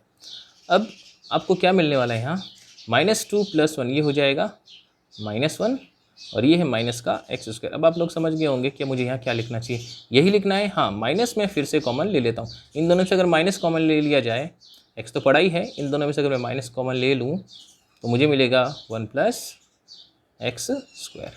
तो ये चीज़ मुझे मिलने वाली है। मैंने इसकी कैलकुलेशन यहाँ रफ वर्क हमने करके देखा है, ठीक है। माइनस x कॉमन ले लें तो 1 + x² हमें मिलेगा इससा, ठीक है। तो ऐसी ही कैलकुलेशन इसमें भी करनी है, इसमें भी आपको x कॉमन लेना है और इसी तरह से कैलकुलेशन करनी है। तो मैं डायरेक्ट ही लिख देता हूँ, आप लोग समझ जाएंगे। ऐसी ही कैलकुलेशन करनी है, इन दोनों में से इस x को कॉमन लेके ऐसा ही कुछ करना है, ठीक है। तो अगर मैं x कॉमन लूँगा तो मुझे 1 + x² मिलने वाला है। इसमें माइनस कॉमन नहीं आएगा, हमें रिजल्ट अंदर 1 + x² ही मिलेगा ब्रैकेट के अंदर, ठीक है। यहाँ की बात करें तो 1 तो है ही मेरे पास, 2x² - x² हो जाएगा plus 1x², 2x² - x² plus का 1x² हो जाएगा। इतना तो क्लियर होगा। अब आप लोग एक चीज़ यहाँ ध्यान से देखिए, 1 + x², 1 + x², ये भी 1 + x² और ये भी 1 + x² है। जो कॉमन आ रहा है न्यूमरेट, ये सभी कॉमन आ जाएंगे सभी एलिमेंट्स में से। तो हम लोग अगर 1 + x² कॉमन ले लेते हैं, न्यूमरेटर में आ गया और डिनोमिनेटर में पहले से ही हमारे पास 1 + x² है, ठीक है। तो यहाँ 1 + x² बाहर कॉमन आने पर 1 मिलेगा, ये मिलेगा -x, ये मिलेगा मुझे x और ये 1 मिलेगा, ये दोनों फिर कट जाएंगे, ठीक है। तो ये आपको रिजल्ट मिला, ये दोनों इक्वल आ चुके हैं, बस x की वैल्यू पुट करनी बाकी है। अगर मैं x की वैल्यू फिर से पुट कर देता हूँ तो 1 - x हमने किसको कंसिडर किया था, 10x/2 को, तो ये हो जाएगा x/2 नहीं, α/2, x था 10α/2 और x है 10α/2 और इधर भी हमारे पास 1 है। तो आप देखिए, ये हमने यहाँ पे लेफ्ट हैंड साइड फाइंड किया था, ये राइट हैंड साइड हमने फाइंड किया, तो हमें ये रिजल्ट मिला। तो आप लोग यहाँ देख सकते हैं, ये लेफ्ट हैंड साइड की वैल्यू हमें मिली 1 - 10α/2, 10α/2 1, और राइट हैंड साइड को हमने जब सॉल्व किया तो हमें फाइनली राइट हैंड साइड ये मिला है। तो दोनों इक्वल हैं ऐसा आप देख सकते हैं, मतलब ये वैल्यू जो लेफ्ट हैंड साइड की है, लेफ्ट हैंड साइड, और ये वैल्यू जो राइट हैंड साइड को सॉल्व करने पर यानी कि सिंप्लीफाई करने पर हमें मिली है, दोनों इक्वल है। तो हम लोग ये कह सकते हैं left hand side is to right hand side, दोनों इक्वल आ गए, हैंस रूट। ये मैंने बहुत ही डिटेल से लिखा है, सब कुछ एक एक स्टेप लिखा है, ठीक है। आप जब इसको सीख जाएं तो कैलकुलेशन थोड़ी फास्ट करके स्टेप्स को कम कर सकते हैं। तो ये क्वेश्चन ठीक से समझ में आ गया होगा। अगर आपको इसमें डाउट हो तो आप लोग हमें कमेंट कर सकते हैं, ठीक है। अब आगे जो 19th एंड 20th क्वेश्चन है, जिनमें से मैं एक क्वेश्चन डिस्कस करूँगा, एक आप लोग खुद ट्राई करेंगे। तो हम लोग अभी 19th क्वेश्चन को डिस्कस करेंगे, ठीक है। लोग क्वेश्चन नंबर 19th की बात करेंगे। 19th question word problem based है, ठीक है, बट टफ नहीं है, इजी क्वेश्चन है, थोड़ा ध्यान से समझने की ज़रूरत है, ठीक है। क्योंकि वर्ड प्रॉब्लम है तो एक एक चीज़ आपको बहुत ही ढंग से क्वेश्चन में क्लियर होनी चाहिए, क्वेश्चन समझ में आएगा तभी आप सॉल्यूशन कर पाएंगे। तो ये एक्सरसाइज 3.2 का जो 19th क्वेश्चन है, क्या बोल रहा है, अ ट्रस्ट फंड हैज़ ₹30,000, एक ट्रस्ट है जिसमें कितना फंड है, इसके पास 30,000, that must be invested in 2 different types of bonds. मतलब जो 30,000 रुपीज़ है उसको 2 बॉन्ड्स में यानी 2 डिफरेंट बॉन्ड्स में इसको इन्वेस्ट करना चाहते हैं वो ट्रस्ट वाले, ठीक है। इतना क्लियर हुआ, टोटल 30,000 रुपीज़ का अमाउंट है, उसको 2 बॉन्ड्स में हमें क्या करना है, इन्वेस्ट करना है। अब ये बोल रहा है द फर्स्ट बॉन्ड, यानी जो फर्स्ट बॉन्ड है, पेज 5% इंटरेस्ट पर ईयर, यानी 5% हमें इंटरेस्ट मिलेगा जो फर्स्ट बॉन्ड होगा। मतलब जो 30,000 रुपीज़ है इसके हमें 2 बॉन्ड बनाने, मतलब 2 पार्ट्स करने। जो फर्स्ट पार्ट होगा उस पर 5% इंटरेस्ट मिलेगा और जो सेकंड पार्ट है, एंड द सेकंड बॉन्ड पे 7% इंटरेस्ट पर ईयर, यानी जो दूसरा पार्ट होगा 30,000 का उस पर 7% इंटरेस्ट हमें मिलने वाला है। इतनी बात आ गई समझ में। एक बार और यहाँ तक क्लियर कर देता हूँ। टोटल हमारे पास 30,000 रुपीज़ है, 2 पार्ट्स में इन्वेस्ट करना है उसको, ठीक है। फर्स्ट पार्ट पे यानी फर्स्ट जो बॉन्ड है उस पर हमें 5% इंटरेस्ट मिलने वाला है और सेकेंड वाले पे 7% इंटरेस्ट मिलने वाला है, ठीक है। आगे बोल रहा है यूजिंग मैट्रिक्स मल्टीप्लिकेशन, यानी हमें मैट्रिक्स मल्टीप्लिकेशन को यूज़ करना है, कोई और मेथड काम में नहीं लेना है, जो आपने प्रीवियस क्लासेस में पढ़ा है वो काम में नहीं लेना है। Using matrix multiplication determine how to divide 30,000 rupees among the 2 types of bonds.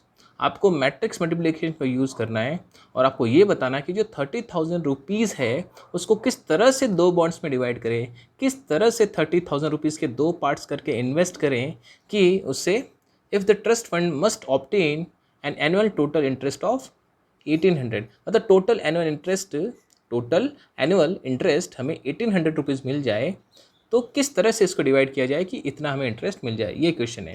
ये बी सेकंड पार्ट है, अभी हम लोग ए फर्स्ट पार्ट की ही बात करेंगे। जब आप एक पार्ट कर लेंगे तो सेकंड तो हो जाएगा आपसे, आप कर पाएंगे, ठीक है। एक बार क्वेश्चन को मैं फिर से समझाऊंगा, थोड़ा लिख कर देखिए ध्यान से। अब सॉल्व करते हैं इसको। हमें क्या क्या पता है, देखिए मैंने थोड़ा यहाँ अंडरलाइन किया है, वो सब कुछ मैं यहाँ लिख देता हूँ इसके सॉल्यूशन में। देखिए टोटल हमें अमाउंट पता है, तो मैं लिख देता हूँ टोटल अमाउंट,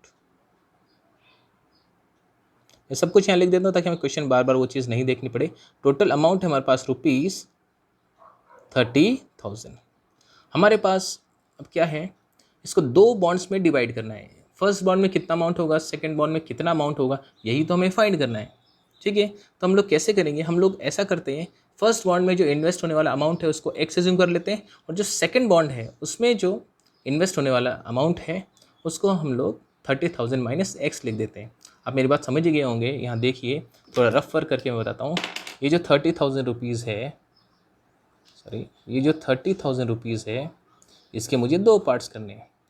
आप एक चीज़ सोचिए, अगर एक पार्ट 10,000 होता है तो दूसरा पार्ट कितना होगा, आप इजीली बता सकते हैं 20,000 होगा। एक पार्ट इसका 15,000 है तो दूसरा कितना होगा 15,000। अगर मैं ये कहूँ इसका जो एक पार्ट है वो सपोज 25,000 है तो दूसरा कितना होगा, आप आसानी से बता सकते हैं 5,000। आखिर कैसे, देखिए मैं जब भी बोल रहा हूँ कि इसके 2 पार्ट्स करने हैं, मैं अगर इसका एक पार्ट बताता हूँ तो दूसरा पार्ट आप इजीली बता सकते हैं। जैसे अगर मैं एग्जांपल लेता हूँ, मैं अगर इसका एक पार्ट 10,000 बता रहा हूँ तो आप दूसरा पार्ट मुझे 20,000 कैसे बता पा रहे हैं, 30,000 में से इसको माइनस करके तो आप ये बता पा रहे हैं। अगर मैं यहाँ पे 15,000 लिखता हूँ तो दूसरा पार्ट पूछूंगा तो आप इस 15,000 को इसमें से माइनस करेंगे। अगर मैं यहाँ 20,000 लिखता हूँ, ठीक है, और दूसरा पार्ट पूछता हूँ तो आप 30,000 में से 20,000 को माइनस करेंगे। ऐसे ही सपोज 30,000 के जो 2 पार्ट्स हमें करने हैं, एक पार्ट को मैं एक्स रुपीज़ अज्यूम कर रहा हूँ तो दूसरा पार्ट क्या होना चाहिए, 30,000 माइनस एक्स होना चाहिए।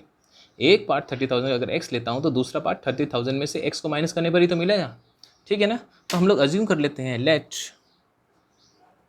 The amount of first bond be, क्या मान लें इसको हम लोग, ₹x। अगर फर्स्ट जो बॉन्ड का अमाउंट है उसको हम लोग एक्स अज्यूम कर रहे हैं, देन तो जो सेकेंड बॉन्ड है उसका अमाउंट हो जाएगा 30,000 माइनस एक्स। तो मैं लिख देता हूँ the amount of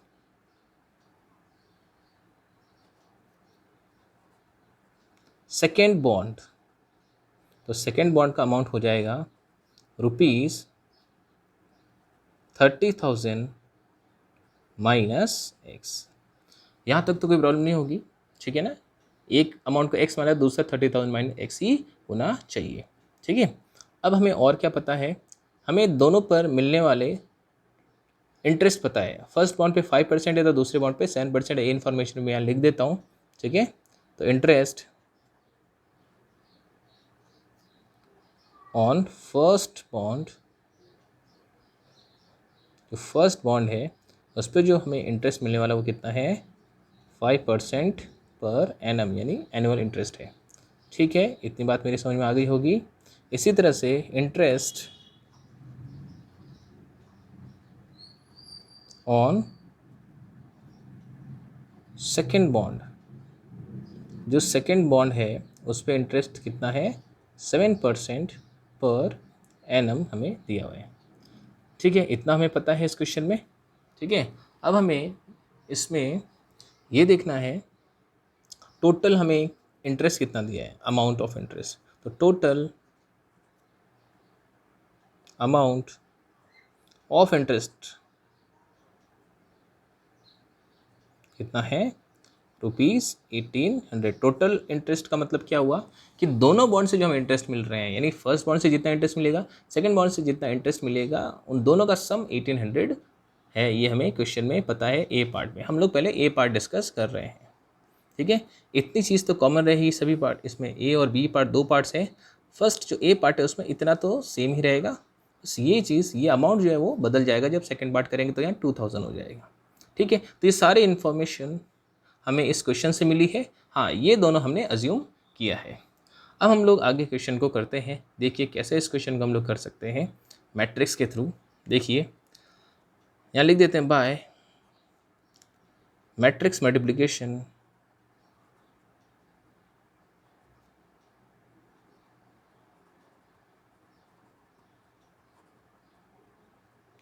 matrix multiplication से हम लोग क्या लिख सकते हैं। अब जो लिखने वाला हूँ, मतलब मैं इस क्वेश्चन में मैट्रिक्स की फॉर्म में इसका फॉर्मुलेशन करने वाला हूँ। कैसे करूँगा, ध्यान दीजिए। टोटल जो भी अमाउंट 30,000 था उसके हमने दो पार्ट्स किए, एक पार्ट x है, दूसरा पार्ट है 30,000 माइनस x, ये दो पार्ट्स हैं, ठीक है, जिसका मैंने एक मैट्रिक्स बनाया है, ठीक है। यहाँ पे ये जो अमाउंट है ये फर्स्ट बॉन्ड का है, ये जो अमाउंट है ये सेकंड बॉन्ड का है, ठीक है। मैंने इसको हॉरिजॉन्टल लिया है, अगर मैं इसको यहाँ पे हॉरिजॉन्टल ले रहा हूँ तो डेफिनेटली जो दूसरी मैट्रिक्स है जिसमें मैं इंटरेस्ट लेने वाला हूँ उसको मुझे वर्टिकल लेना पड़ेगा। ये रीज़न भी अभी हम लोग डिस्कस करेंगे कि हमने ऐसा क्यों किया। अच्छा, जो फर्स्ट बॉन्ड है उस पर इंटरेस्ट है 5%। परसेंट का मतलब आप लोग जानते हैं, परसेंट का मतलब होता है अपॉन 100, तो मैं यहाँ लिखूँगा 5% का मतलब 5/100 लिखूँगा मैं यहाँ पे, और 7% का मतलब 7/100। ये जो अमाउंट है ये है फर्स्ट बॉन्ड, ये जो इंटरेस्ट है फर्स्ट बॉन्ड का और ये सेकंड बॉन्ड का है, ठीक है। यहाँ तक कोई प्रॉब्लम नहीं होगी। और जो टोटल हमें इंटरेस्ट पता है वो है 1800, इसकी भी एक मैट्रिक्स बना देते हैं, ये 1 by 1 ऑर्डर की एक मैट्रिक्स होगी। अब ध्यान से देखिए, हमेशा देखिए, हम आप लोग जानते हैं कि मल्टीप्लिकेशन में सपोज जैसे ये 1 by 2 ऑर्डर का है और ये 2 by 1 ऑर्डर का है, तो फर्स्ट मैट्रिक्स के नंबर ऑफ कॉलम्स और सेकंड मैट्रिक्स के नंबर ऑफ रोज सेम होने चाहिए, सेम है, और मल्टीप्लाई होने के बाद हमें रिजल्ट क्या मिलेगा, यहाँ देखिए 1 by 1 का मिलना चाहिए, और हमारे पास तो सिर्फ ये एक ही चीज़ थी 1800, तो 1 by 1 का ही मिलना था। ये सोच के भी हमने इसको ऐसा लिया है, ठीक है। हाँ, लेकिन एक बात तो ध्यान रखिए कि एक अगर हॉरिजॉन्टल तो दूसरा वर्टिकल, या वर्टिकल है तो हॉरिजॉन्टल होगा ही, लेकिन ये सब कुछ हमें सोच के करना पड़ेगा कि हमें जो रिजल्ट चाहिए वो कैसा चाहिए, ठीक है। अब इनको हम लोग मल्टीप्लाई करते हैं। ध्यान से देखिए, फर्स्ट रो को फर्स्ट कॉलम से मल्टीप्लाई करना 1 by 1 मिल जाएगा हमें इजीली, ठीक है। तो x को 5/100 से मल्टीप्लाई करेंगे तो हमें मिलेगा, x को 5/100 से मल्टीप्लाई करते हैं तो मिलेगा 5x/100, फिर प्लस 30,000 माइनस x को 7/100 से मल्टीप्लाई करेंगे तो मिलेगा 7 × 30,000 माइनस x/100। ये हमें मल्टीप्लाई करने पर मिला दोनों को, मतलब ये 1 by 2 ऑर्डर है, ये 2 by 1 ऑर्डर, तो मुझे 1 by 1 की मैट्रिक्स मिलनी थी, ये 1 by 1 ऑर्डर की मैट्रिक्स जिसका एक ही एलिमेंट है, ये पूरा एक एलिमेंट है, इजिकल्स टू क्या है 1800। अब हमें क्या करना है, कंपेयर कर सकते हैं, ये पूरा एक एलिमेंट है जिसको हम लोग A11 कह सकते हैं और ये भी A11 एलिमेंट है, तो दोनों को हम लोग क्या करेंगे, कंपेयर करेंगे, ठीक है। तो हमें क्या रिजल्ट मिलने वाला है मैं यहाँ लिख रहा हूँ, ध्यान से देखिए। अब हमें क्या रिजल्ट मिलने वाला है, मैं कंपेयर कर रहा हूँ, तो अभी कुछ ज़्यादा कुछ खास नहीं कर रहा हूँ, 5x/100 जैसा था वैसा ही लिख रहा हूँ। हाँ, 7 को अंदर मल्टीप्लाई ज़रूर कर देता हूँ, 21 और ये 0, मतलब 2,10,000 minus 7x/100 is equals to कितना 1800। ये हमने कंपेयर किया तब आया। कुछ स्टूडेंट समझते हैं कि मैट्रिक्स से मैट्रिक्स कट गई है तभी आया, मैट्रिक्स से मैट्रिक्स कटती थोड़ी है, ऐसा कोई रूल नहीं है, ठीक है। कंपेयर करने पर हमें ये मिला है, कंसेप्ट ध्यान रखिए, ठीक है। अब मैं यहाँ पे एलसीएम ले सकता हूँ, एलसीएम 100 ही मिलेगा, ठीक है, 100 एलसीएम मिलेगा और उधर क्रॉस मल्टीप्लाई भी हो जाएगा। अब डायरेक्ट क्रॉस मल्टीप्लाई ही कर देता हूँ, हम लोग यहाँ पे एलसीएम लेंगे तो दोनों के नीचे 100 है और 100 यहाँ क्रॉस मल्टीप्लाई हो जाएगा इस 1800 से, तो हमें क्या मिलने वाला है देखिए, 5x plus 2,10,000 minus 7x is equals to 1800 था, 100 और मल्टीप्लाई हुआ तो 2 0 और आ गए, ठीक है। अब 5x माइनस 7x, ये x वाली टर्म्स है, 5x माइनस 7x हो जाएगा माइनस 2x, वहाँ मेरे पास 1,80,000 है, इस 2,10,000 को मैं उधर ट्रांसफ़र करता हूँ तो ये हो जाएगा माइनस 2,10,000। ज़ीरो का खास ध्यान रखना है कि हम लोग जानते भी हैं कि ये 2,10,000, फिर भी ज़ीरो कम या ज़्यादा हो जाता है और हम लोग गलतियाँ कर देते हैं, एग्ज़ाम में ऐसा होता है, इसलिए ध्यान रखना है। माइनस 2x 1,80,000 में से माइनस करते हैं 2,10,000 तो हमें क्या मिलेगा, माइनस 30,000, हमें मिलेगा माइनस 30,000, ठीक है। अब ये माइनस से ये माइनस कर सकता है, 2 से ये 30,000 भी कर सकता है, तो x की वैल्यू हमें मिल जाएगी यहाँ पे 15,000। तो ये आ गई हमारे पास x की वैल्यू। हमें फाइंड क्या करना था, हमें यही तो दो चीज़ें फाइंड करनी थी। हमें फाइंड करना था जो फर्स्ट बॉन्ड का जो अमाउंट है वो और जो सेकंड बॉन्ड का अमाउंट है ये, तो ये दोनों फाइंड करने थे जिनमें मुझे एक्स की वैल्यू तो पता चल चुकी है, तो सेकंड अमाउंट हम लोग इजीली फाइंड कर सकते हैं। अगर एक अमाउंट 30,000 आ गया तो दूसरा अमाउंट, सॉरी एक अमाउंट अगर 15,000 आ गया है तो दूसरा अमाउंट 30,000 माइनस 15,000, वो भी 15,000 ही आएगा। ठीक है, यहाँ ये है कि दोनों इक्वल आ गए, ज़रूरी नहीं हमेशा इक्वल ही आए, इस क्वेश्चन में डिफरेंट आएंगे। ठीक है, तो एक्स की वैल्यू हमें मिल चुकी है, तो इसका मतलब हमें दोनों अमाउंट मिल गए। तो हम लोग लिख सकते हैं the amount of first bond will be 15,000, या ऐसे लिख दीजिए the amount of first bond is equals to rupees 15,000 and the amount of, ये फर्स्ट बॉन्ड का था, फर्स्ट बॉन्ड, और अब सेकेंड बॉन्ड, सेकेंड बॉन्ड का अमाउंट भी वही 30,000 मैंने 15,000 करेंगे तो ये हमें मिल जाएगा 15,000। ठीक है, इस तरह से इस क्वेश्चन को आप कर सकते हैं। ये एक ही पार्ट हमने इसका किया है।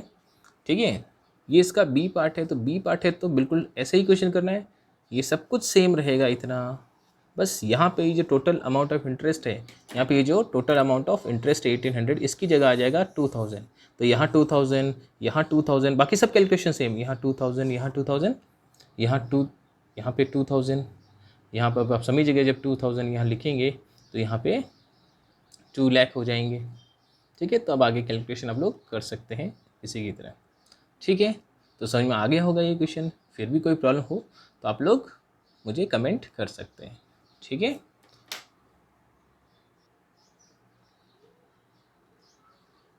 अब बात करते हैं आपके बुक के एग्जाम्पल नंबर 11 की। ये किसी स्टूडेंट ने मुझे मैसेज करके पूछा था, तो मैं अभी डिस्कस ही कर लेता हूँ, क्योंकि इजी क्वेश्चन है तो मैं बुक में ही आपको बता देता हूँ, सॉल्व भी है। ठीक है, अच्छा इजी क्वेश्चन है, कुछ ऐसा टफ नहीं है। ठीक है, तो देखिए, हो सकता है और भी किसी स्टूडेंट की प्रॉब्लम हो। ठीक है, देखिए ध्यान से। 2 farmers Ramkishan and Gurchand Singh cultivates only three varieties of rice, namely Basmati, Parmal and Nora. अब हम लोग आपके बुक के एग्जाम्पल नंबर 11 की बात करेंगे। ये 11th एग्जाम्पल किसी स्टूडेंट ने मुझे कुछ 2 दिन पहले मैसेज करके पूछा था कि इसमें प्रॉब्लम है तो कैसे करेंगे, तो मैं इस वीडियो में ही इसको लेके आ रहा हूँ। ठीक है, आप में से भी किसी को किसी में कुछ प्रॉब्लम हो तो आप मुझे कमेंट करें, जैसा ही पॉसिबल होगा मैं उसकी भी वीडियो बना दूंगा। अब ध्यान दीजिए, क्योंकि ये क्वेश्चन इजी है और बुक में सॉल्व ही है आपकी बुक में, तो इसी में मैं डिस्कस करके बता देता हूँ। इजी क्वेश्चन आपको समझ में आ जाएगा, क्योंकि अभी हमने जो क्वेश्चन डिस्कस किए हैं, ठीक है, उसके बेसिस पे ये आपको इजीली समझ में आ जाएगा। ठीक है, तो ध्यान से देखिए। 2 farmers Ramkishan and Gurchand Singh cultivates only 3 varieties of rice, namely basmati, Parmal and Nora. ये 3 टाइप्स है, वैरायटीज़ हैं राइस की। ठीक है, और 2 फार्मर्स है रामकिशन एंड गुरचंद सिंह। जैसे हमारे पास 2 बॉन्ड्स थे, फर्स्ट एंड सेकंड बॉन्ड, यहाँ पे रामकिशन एंड गुरचंद सिंह 2 फार्मर्स हैं। ठीक है, और ये जो इनके पास जो राइस है 3 तरह की वैरायटी है, बासमती, परमल और नोरा, ये 3 तरह के इसके पास वैरायटीज़ है। द सेल इन रुपीज़, अब सेल की बात हो रही है, the sale in rupees of these varieties of rice by both the farmers in the month of September and October are given by the following matrices A and B. ध्यान दीजिए, 2 ये farmer है, ये इन 3 तरह के जो राइस है वो पैदा करते हैं। ठीक है, ठीक है, खेत में। अब द सेल, इनकी सेल आपको दी हुई है सितंबर और अक्टूबर की। ठीक है, रुपीज़ में। यहाँ देखिए सितंबर की सेल दी हुई है, जिसको इसने मैट्रिक्स ए से रिप्रेजेंट किया है। बासमती, परमल और नौरा, इन तीनों के बारे में इसने बताया, बासमती, परमल और नौरा। ठीक है, कितने कितने इनकी सेल हुई रुपीज़ में है, और रामकिशन की कितनी सेल हुई, गुरचंद की कितनी सेल हुई, ये बताइए। देखिए, जैसे जो रामकिशन है, रामकिशन की जो सेल है सितंबर में, बासमती की 10,000 रुपीज़ की सेल हुई, परमल की 20,000 और नौरा की 30,000 की सेल हुई, किसकी, रामकिशन की। और गुरचंद सिंह है, उसने कितना बेचा है, बासमती राइस उसने 50,000 रुपीज़ का बेच लिया, परमल 30,000 का और नौरा 10,000 रुपीज़ का बेच दिया। तो ये इसका मतलब है। और अक्टूबर की सेल भी इसी तरीके से लिखी हुई है। रामकिशन है, उसने बासमती का इतना सेल किया, परमल का इतना और नौरा का इतना 1000 का सेल किया।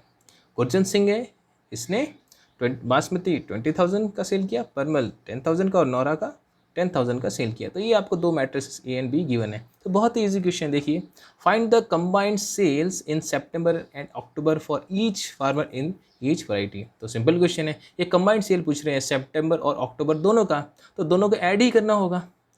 दोनों की कंबाइंड सेल पूछ रहे हैं तो दोनों को ऐड करना है, means matrix A matrix B given है तो आपको मैट्रिक्स ए और बी को बस ऐड करना है। देखिए इसने ए प्लस बी ऐड ही किया है बस, ठीक है।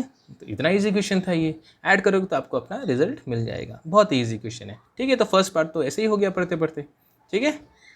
अब second part, find the decrease in sales from September to October. मतलब हमें ये बताना है कि सितंबर से अक्टूबर में कितना सेल डिक्रीज हुआ। तो इसका मतलब ये हुआ कि हमें इनका डिफरेंस चाहिए होगा, ठीक है। सितंबर से अक्टूबर की बात करें तो सेल में क्या चेंजेस हुए, ठीक है। देखिए अगर लॉस हुआ है, डिक्रीज हुआ है तो नेगेटिव चेंजेस हो सकता है, और इंक्रीज हुआ है तो पॉजिटिव चेंज हो सकता है। तो हमें क्या करना है, नाम से पता चल रहा है कि इनका डिफरेंस हमें चाहिए, ठीक है। तो हमें क्या करना पड़ेगा, माइनस करना पड़ेगा। मैं आपको इसमें दिखा भी देता हूँ, समझा भी देता हूँ। देखिए यहाँ पे कितना चेंज आया, इसने चेंज लिखा है, ठीक है। ए माइनस बी इसने किया तो कितना चेंज आया वो चेंज लिखा है यहाँ पे। चेंज कभी नेगेटिव नहीं होगा, ठीक है, हमेशा पॉजिटिव होता है। मतलब कितना चेंज हुआ, ज़्यादा हुआ या कम हुआ, कुछ भी हुआ, बट चेंज कितना हुआ वो इसने यहाँ लिखा है। ये डिफरेंस लिखा है इसने, ए माइनस बी लिखा है, यहाँ पे इसने क्या लिखा है, डिफरेंस। देखिए यहाँ पे ए माइनस बी, इसने ए में से बी को माइनस कर दिया, जो भी रिजल्ट मिला है वही इसने यहाँ पे चेंज लिखा है। समझ गई मेरी बात, कोई कन्फ्यूज़न तो नहीं इसमें, ठीक है। तो सितंबर से अक्टूबर में कितना डिक्रीज हो गया वो हमें पता चल गया माइनस करने पर, ठीक है। आप ऐसा भी यहाँ चेंज जगह ऐसा भी लिख सकते हैं, क्या, जैसा यहाँ लिखा है the decrease in sales from September to October, ठीक है। तो यहाँ तो कोई प्रॉब्लम नहीं होगी, ठीक है। अब इसका जो थर्ड पार्ट है वो भी बहुत ईजी है। देखिए if both farmers receive 2% profit on gross sale, ठीक है, मतलब दोनों जो फार्मर्स हैं उनको 2% अगर प्रॉफिट होता है तो हमें क्या करना है, compute the profit for each farmer and for each variety sold in October. हमें प्रॉफिट फाइंड करना और वो 2% मिल रहा है। तो ये तो बहुत ही सिंपल चीज़ हो गई, ठीक है। आप एक बात समझ ही गए यहाँ पे कि जब हमें प्रॉफिट फाइंड करना होता है तो प्रॉफिट का तो एक सिंपल सा फॉर्मूला आप लोग जानते हैं। सपोज़ अगर हमें यहाँ मैं बता देता हूँ, देखिए अगर हमें एक्स रुपीज़ का प्रॉफिट होता है, सॉरी अगर एक्स रुपीज़ का हमें सेल हुआ है, ठीक है, तो अगर हमें 2% प्रॉफिट चाहिए तो क्या करेंगे, ये जो टोटल सेल है इसी का तो 2% यानी 2/100 करना पड़ेगा, तो हमें प्रॉफिट मिल जाता है, ठीक है। यही तो करते हैं, जितना सेल हुआ है अब हमें पता है कि कितने % प्रॉफिट हुआ है तो हमें उतना परसेंट ही निकालना है, मतलब 2% निकालना है तो 2/100 हो जाएगा। तो इसी तरीके से इस क्वेश्चन को करना है, ठीक है। तो हमें क्या करना है, इसमें 2% फाइंड करना है, ठीक है। आई बस समझ में। तो एक बार वापस क्वेश्चन पढ़ लेता हूँ। If both farmers receive 2% profit on gross sales, compute the profit for each farmer for each variety sold in October. तो मतलब ये हुआ कि आपको 2% सबका फाइंड करना पड़ेगा। मैं इसी में समझा देता हूँ कैसे। यहाँ इसने बी का 2% फाइंड किया है, ठीक है, लेकिन यहाँ क्वेश्चन में तो इसने यही बोला है if both farmer receive 2% profit on gross sales, compute the profit for each farmer and for each variety sold in October, ठीक है। अक्टूबर की बात कर रहा है, ठीक है, दोनों फार्मर्स की हमें पता चल जाएगा तो सिर्फ बी ही लेना चाहिए, ठीक है। तो यहाँ पे 2% ऑफ बी लेना है, 2% ऑफ बी। बी क्यों ले रहे हैं, क्योंकि इसने सिर्फ अक्टूबर की बात बोली है, ठीक है। 2% ऑफ बी, ठीक है। बी क्यों लिया, क्योंकि हमें अक्टूबर की बात करनी है। तो अक्टूबर में जितना भी सेल हुआ है इन सब का हमें 2% चाहिए, इसका इसका इसका सब का 2% चाहिए। तो ये सब के सब 2% मतलब 2/100 से मल्टीप्लाई होने चाहिए। तो इसने इस पूरे बी को 2/100 से मल्टीप्लाई कर दिया, 2/100 को बी से मल्टीप्लाई कर दिया। 2/100 का मतलब होता है 0.02। आप ऐसे ही रहने देना चाहें तो भी चलेगा। और मैट्रिक्स बी है, इसने अंदर मल्टीप्लाई कर दिया, आपको ये रिजल्ट मिला, ठीक है। आई बस समझ में। तो ये प्रॉफिट आया, मतलब रामकिशन है उसको बासमती पे अक्टूबर में इतना प्रॉफिट हुआ, इतने रुपीज़ का, परमल पे इतने रुपीज़ का और नौरा पे इतने रुपीज़ का प्रॉफिट हुआ। गुरचंद सिंह को बासमती पे 400 रुपीज़, परमल पे 200 रुपीज़ और नौरा पे 200 रुपीज़ का प्रॉफिट हुआ, ठीक है। तो ये बहुत ही ईजी क्वेश्चन था, मतलब जो लेवल अभी हमने किया है 19th क्वेश्चन में, ठीक है, तो उससे तो ये बहुत ही ईजी है। पहले इसलिए प्रॉब्लम आई होगी क्योंकि आपने ये 19th क्वेश्चन नहीं समझा था, ठीक है। तो अब तो ये क्लियर हो गया होगा, तो डाउट सॉल्व हो गई होगी। ठीक है,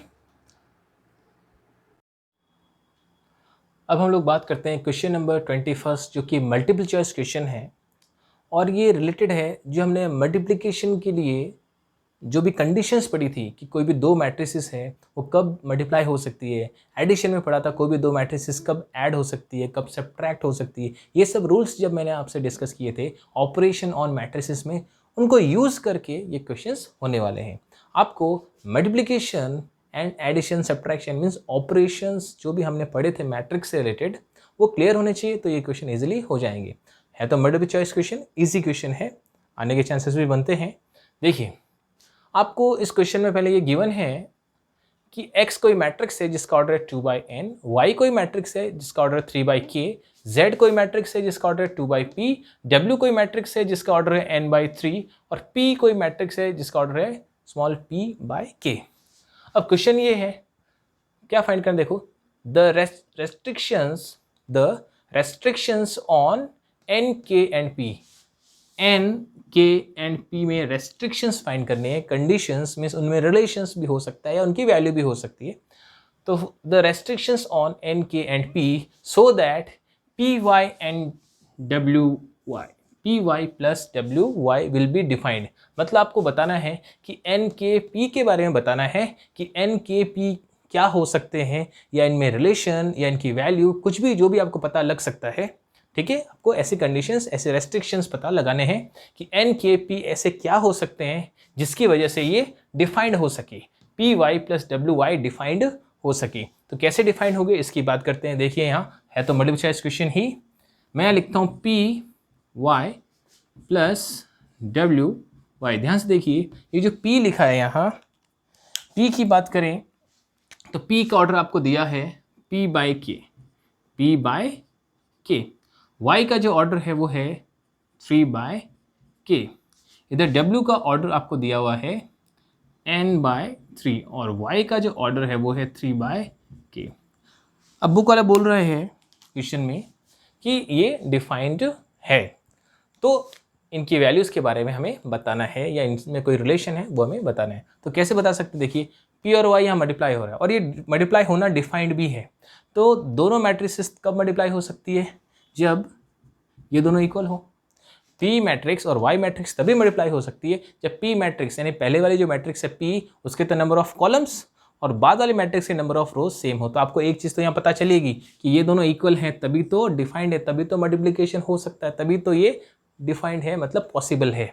तो यहाँ एक चीज़ आपको पता चल गई कि k क्या होना चाहिए, 3 होना चाहिए। ये रेस्ट्रिक्शन है, 3 ही हो सकता है, कुछ और नहीं हो सकता।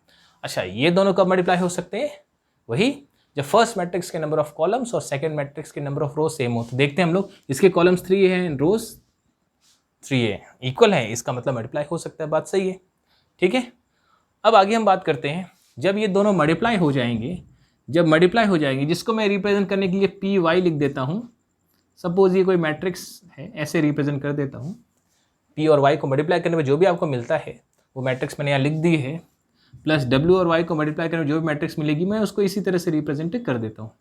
अब ध्यान दीजिए, जब ये दोनों मल्टीप्लाई हो जाएंगे तो उसके बाद इनका ऑर्डर क्या हो सकता है, p/k। ये मैंने आपको बताया है, जब भी कोई दो मैट्रिक्सेस मल्टीप्लाई हो जाएंगी तब उनका जो रिजल्टेंट मैट्रिक्स होगी उसका ऑर्डर क्या होगा, फर्स्ट मैट्रिक्स के तो नंबर ऑफ रोज और second matrix number of columns, इसके ऑर्डर को रिप्रेजेंट करेंगे। तो इसका ऑर्डर हो जाएगा p/k। इसी तरह से इसका ऑर्डर हो जाएगा, तो ये जो कॉमन चीज़ है वो हट जाती है, बचेगा क्या, n/k। अब आप लोग एक चीज़ जानते हैं, यहाँ दो मैट्रिसेस ऐड हो रही है और कोई भी दो मैट्रिसेस तभी ऐड हो सकती हैं जब उनके ऑर्डर बिल्कुल सेम हो। मतलब फर्स्ट वाले मैट्रिक्स की रो सेकंड वाले मैट्रिक्स की रो के इक्वल होना चाहिए और नंबर ऑफ कॉलम्स भी इक्वल होने चाहिए। तो k के इक्वल है ही, p और n भी इक्वल होने चाहिए। तो हमें ये पता चल गया कि p इक्वल्स टू n भी होना चाहिए। तो आपको n, k एंड p के बारे में ये पता चल गया कि k की वैल्यू 3 होनी चाहिए और p n के इक्वल होना चाहिए, तभी ये डिफाइन हो सकता है। तो हम चारों ऑप्शन को अगर देखते हैं तो k equals to 3 and p equals to n हमें ए ऑप्शन में दिखाई देता है। तो इसका मतलब ये जो ऑप्शन ए है ये आपका करेक्ट आंसर होगा। ठीक है, इसी तरीके से आप 20 सेकेंड को खुद ट्राई करेंगे, उसका लेवल इससे भी ज़्यादा ईजी है। हाँ, उसमें मल्टीप्लिकेशन की तो बात नहीं हो रही है, उसमें और भी ईजी कंसेप्ट है जो आप लोग यूज़ करेंगे, ट्राई करेंगे। नहीं होता है तो आप लोग कमेंट करेंगे, ठीक है। हाँ, इस वीडियो में बस इतना ही डिस्कस करेंगे। नेक्स्ट वीडियो में हम लोग नेक्स्ट एक्सरसाइज की बात करेंगे। उससे पहले, नेक्स्ट एक्सरसाइज से पहले हम लोग कंसेप्ट्स पढ़ेंगे कुछ, जैसे ट्रांसपोज ऑफ मैट्रिसेस, उनसे रिलेटेड जो भी प्रॉपर्टीज़ है। स्क्यू मैट्रिक्स के बारे में भी हम लोग कुछ स्पेशल मैट्रिक्स की हमने स्टार्टिंग में बात की थी, तो हम लोग यहाँ पे symmetric and skew symmetric matrix की भी बात करेंगे और उनसे रिलेटेड प्रॉपर्टीज़ की बात करेंगे। उसके बाद एक्सरसाइज के क्वेश्चंस करेंगे, ठीक है। और हमारी जो भी नई वीडियोस आगे आएंगी या कोई भी इन्फॉर्मेशन है, उसके अपडेट्स के लिए आप लोग मुझे इंस्टाग्राम पे भी फॉलो कर सकते हैं, जिसका लिंक आपको डिस्क्रिप्शन में मिल जाएगा, ठीक है। Thank you.